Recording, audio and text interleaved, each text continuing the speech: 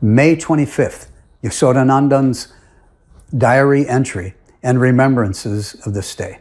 After directly hearing Srila Prabhupada say that he would soon appoint Rtvik Acharyas who would initiate on his behalf after he departs, Gauridas Pandit, after leaving Prabhupada's room, he repeated what he heard to Smara Haridas.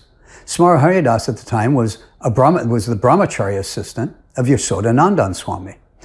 Smara Hari relayed what Gauridas told him, and he told Yosadanandan Swami, who then spoke with Bhavanannada Swami about this, and Bhavananda confirmed to Yosadanandan that his understanding was that Srila Prabhupada wanted Rtvik Acharyas to initiate on his behalf after he departs.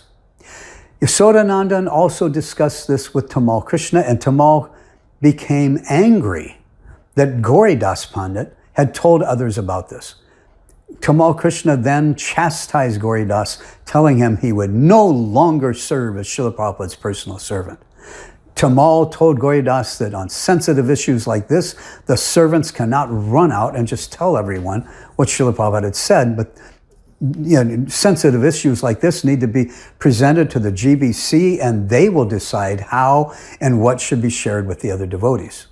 Actually, that process was simply one that Tamal insisted on being implemented. It was not a process that Srila Prabhupada had requested or wanted.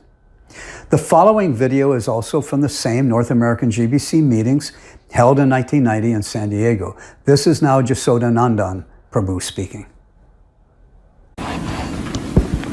Okay, on the 25th of May at 1 p.m., I'd like to point out that this is definitely not a recreation or a re-remembrance. These are factual notes that were taken while I was engaged in the Gurukul in Vrindavan.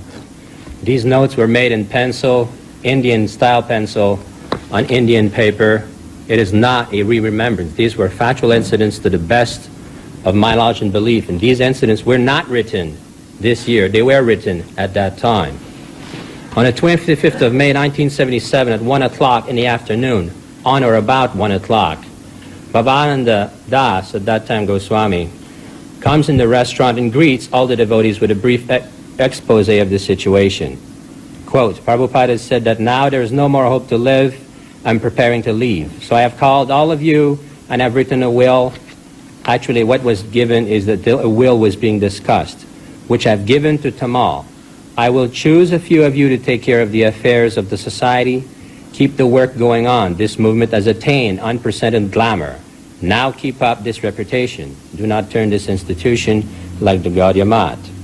After this conversation, I went and saw Bhavanannada Maharaj and told him that I had heard from Smara Haridas at that time, who was my brahmachari assistant, that Smara Hari had heard from Gauridas Pandit that Prabhupada was discussing the nomination of Rtvik Acharyas, and that these discussions took place in the garden.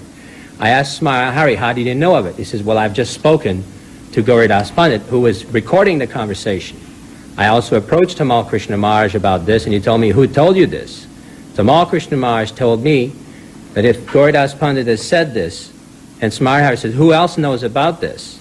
At that point, I indicated, well, there's only 3 people, and the conversation has been recorded, so what did Prabhupada say? And Tamal Krishna Maharaj says, we're just discussing at that time. Now, Bhavanannada Das, I approached him and asked him about it. His understanding of the situation is that this was only a nomination of Rtvik Acharyas at the time. And this is also confirmed by another conversation that took place with the said Bhavanannada Das on the 31st of May. Now, these taped conversations... Aside from these references, evidencing that Srila Prabhupada had in fact discussed the idea of appointing Rtvik representatives who would initiate on his behalf prior to the May 28th meeting, another extremely important evidence of this is found in the most peculiar nature of the questions that the GBC had prepared to ask Srila Prabhupada during that May 28th meeting.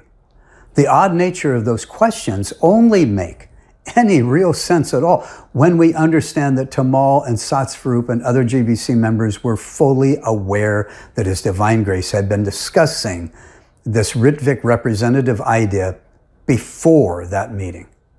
This will be revealed and discussed shortly in our chronological timeline.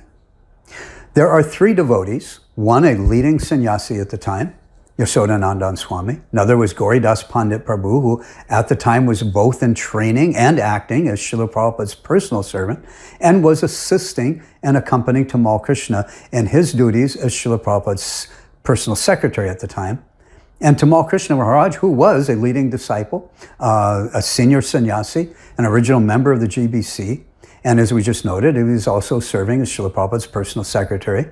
All three of these devotees have indicated that just prior to the May 28th meeting, that Srila Prabhupada had in fact spoke of selecting some men to act as Rtvik representatives or Rtvik acharyas who would conduct initiations on Srila Prabhupada's behalf after he departs, where the disciples will be Srila Prabhupada's. And according to Gauridas Pandit and Yasodanandan Swami, they claim that they both spoke with Smarahari about this, and that Bhavanannada, another senior sannyasi at the time, also knew about this.